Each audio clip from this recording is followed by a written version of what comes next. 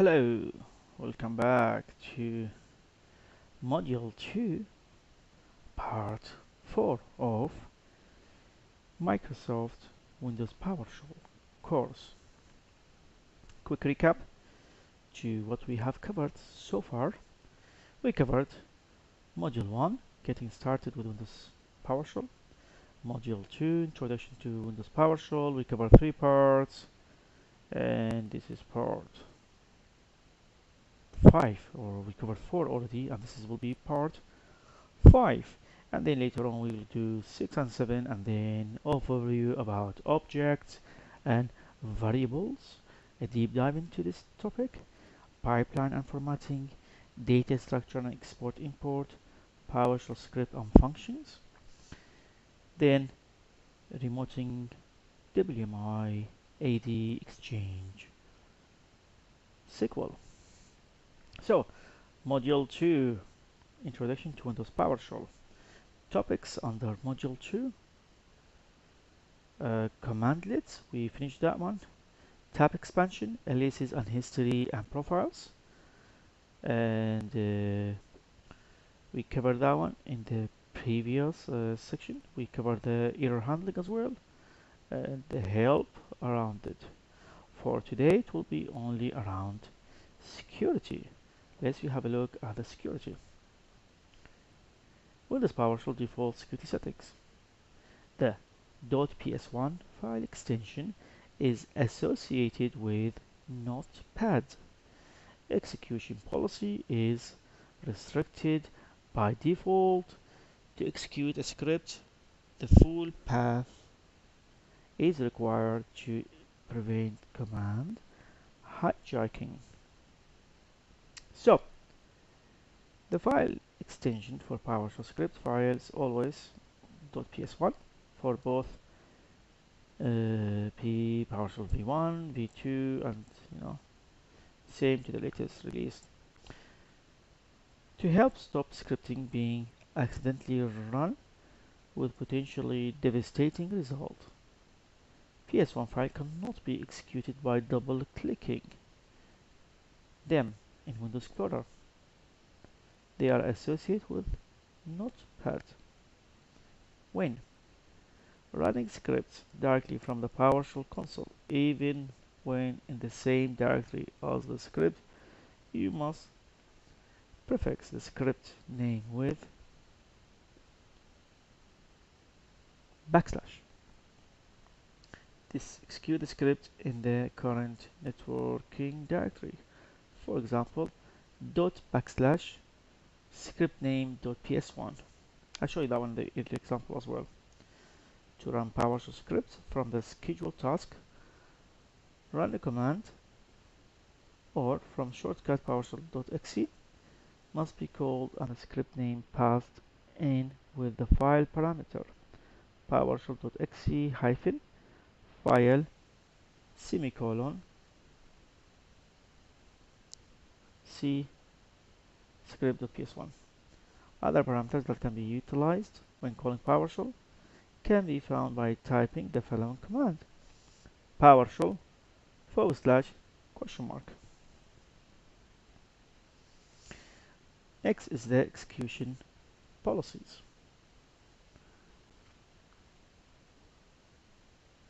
You can see there are 6 here. So to start with, restricted. Script cannot be run. PowerShell interactive only, and it is the default settings. Second, remote signed. Runs all the local scripts. Scripts downloaded from IE, Outlook Express, Messenger must be signed by a trusted source. All signed. Runs a script only if signed. Signature must be trusted on the local machine. Unrestricted. All scripts from all the source can be run without signing. Prompts for scripts coming from the internet. Bypassing. Nothing is blocked and there are no warning or prompts. Undefined removes the currently assigned execution policy from the current scope. Windows PowerShell execution policies let you determine the condition under which Windows PowerShell loads the configuration around the script. You can set an execution policy for the local computer, for the current user, or for a particular session. You can also use group policy setting to set execution policy for computer and users. Execution policies for the local computers and current users are stored in the registry. You do not need to set execution policy in your Windows PowerShell profile. The execution policy for the particular session is stored only in the memory and lost when the session is closed. The execution policy is not a security system that restricts users' actions.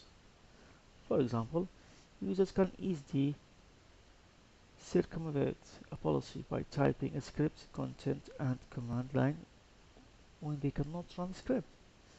Instead, the execution policy helps users to set the basic rules and prevent them from violating them unintentionally. We've already covered the execution policy,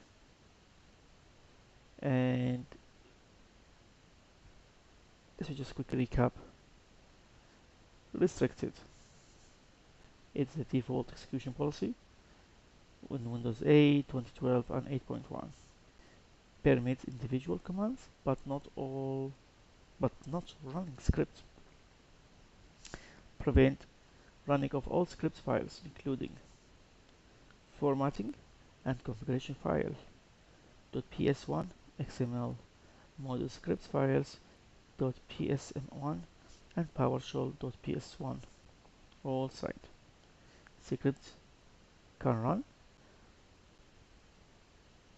Require all the scripts and configuration files be signed by trusted publisher, including scripts that you write on local computer. Prompt you before running script from publisher that you have not yet classified as trusted or untrusted. Risk running, signed but malicious scripts. Remote sign, script can run. This is default execution policy in 2012 R2. Require a digital signature from the trusted publisher on a script and configuration files that are downloaded from internet, including emails and instant messaging programs. It does not require digital signature on a script that you have written on a local computer, not downloaded from the internet. Run scripts that are downloaded from the internet and not signed.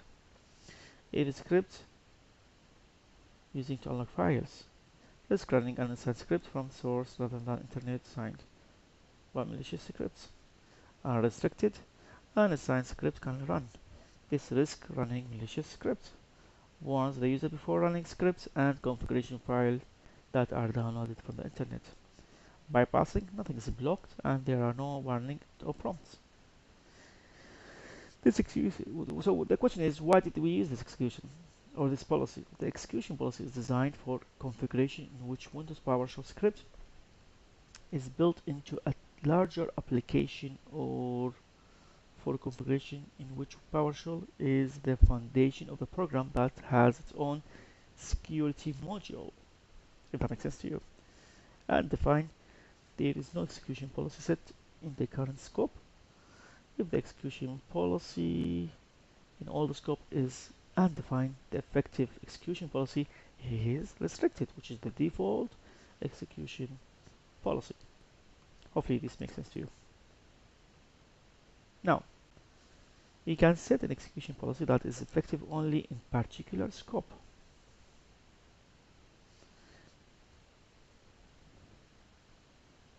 So the value for scope are process, current user, and local machine. Local machine is the default when setting an execution policy. The scope value are listed in precedence order. So processes. The execution policy affects only the current session, the current Windows PowerShell process. The execution policy is stored in the $environment.ps execution policy preference environment variable, not in the registry. and it is deleted when the session is closed. You cannot change the policy by editing the variable's value. Current user. The execution policy affects only the current user. It is stored in the reg key, current user's subkey. Local machine. The execution impacts all the users on the current computer is stored again in the reg key which is associated with the local machine. The policy that takes precedence is effective in the current session, even if a more restrictive policy was set at lower level of precedence.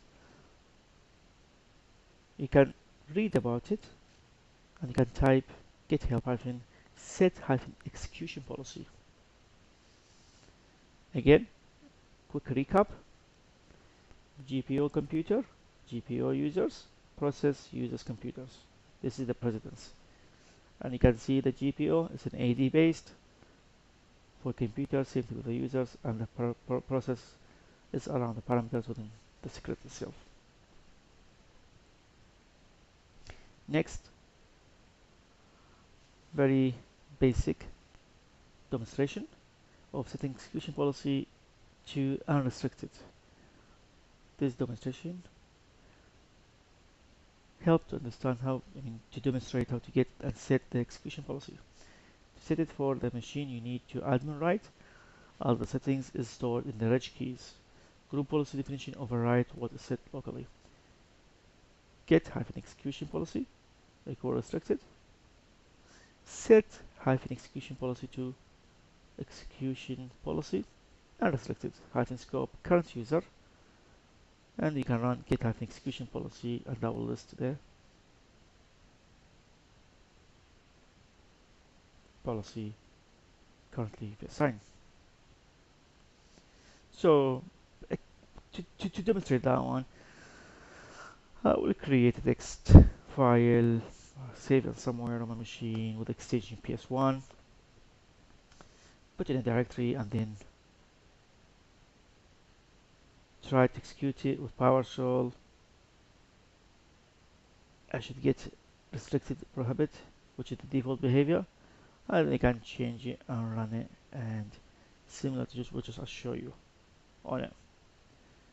Let's have a look. So this is my machine, and you can see I've just run get execution policy. It's set to unrestricted, and if I want to change that one to maybe set, before I run that one, I've got a few scripts, I think, under that demos directory. So currently I can run maybe, I don't know, is this one, sample profile creation. So which I ran it previously. I can run again, and so what happened, it make PowerShell which require restarting, and then when it restarts, I get it's loading. You see here it's loading my profile, my name, and all these details associated with my PowerShell. So what I will be doing, I'm just going to change it to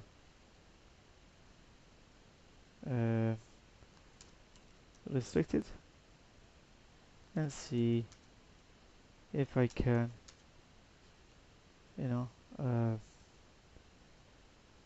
show you how to change the execution policy. So first thing is get-execution policy, and you can see the restricted. Set-execution policy to restricted. Remote signed, no. Restricted, yes. And would you like to confirm? Yes to all, which is A, or no, not to all, or suspend. So I'm going to say A to everything. And now if I run get execution policy, and now it's restricted. So if I try to run that script, I should see what happened. So we go back again, to that directories. I've got something under my demo, and let me see what I got there. And here we go. It's erroring because it's set to restricted. So we just demonstrate how that, you know, if you can read it here, it says it's not qualified, and sample cannot be run, cannot be loaded because running script is disabled on this system. For more information, see execution policy. So let's change it back again and run it. Get execution policy again, it's restricted.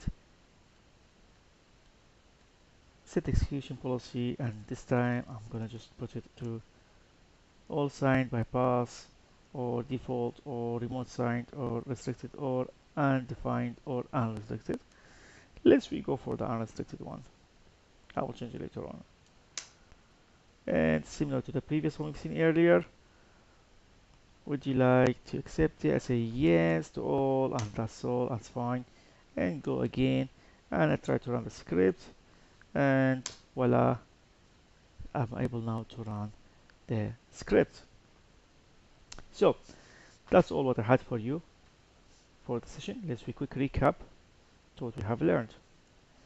We spoke about the extension for PowerShell, and it is associated with Notepad, so to prevent that double clicking and making sure, you know, sort of like a double check about end users errors or admin errors. To execute the script, you have to specify the path, you know, if it's set to restricted by default. And then we move toward, you know, the execution policy. We have restricted, which is the default, and that will not prevent us, or that will prevent us from running script. Then remote signed, then all signed, and unrestricted bypass. And the last one is the undefined. Then we spoke about the policy hierarchy, GPO, but setting it through GPO for computers. That will take the precedence, and then GPO for users, and then moving down through that rectangle I showed you earlier.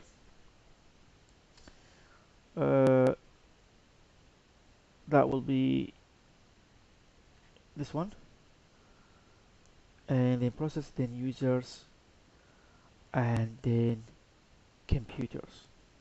Okay, so again, GPO computers, then which is AD based, then GPO users, again AD based, then processor or process, that will be parameters when starting the PowerShell, then users, which is stored under the local rage key for the users. Okay, HLCU. Then the last part will be computer, again that one stored under the rage key for HKLM. Yeah, then I've shown you, I demonstrated how to run, you know, check this restriction from unrestricted to restricted, and you've seen how easy to set execution or view execution and pick and choose which one makes sense to you. Also, we highlighted even these policies, setting these policies, not a security prevention, because if an admin or somebody got access to the script, they can just open the script and paste it into it rather than run it.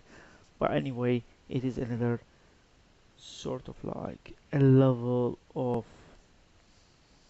education, or, you know, making sure we mitigate erroring from admin in order to run some tasks. Again, maybe later on we'll see how that work with the role-based access policies, and then maybe how we can utilize just enough admin, JA, which makes sense at that time with the policy plus the PowerShell. Then we can have a granular control on what we can run and who can run them, and how we can manage, monitor, audit all these activities, again to help us to drive toward, you know, a secure environment. Also around the benefit of automation and other side of PowerShell. That's all what I had for you today.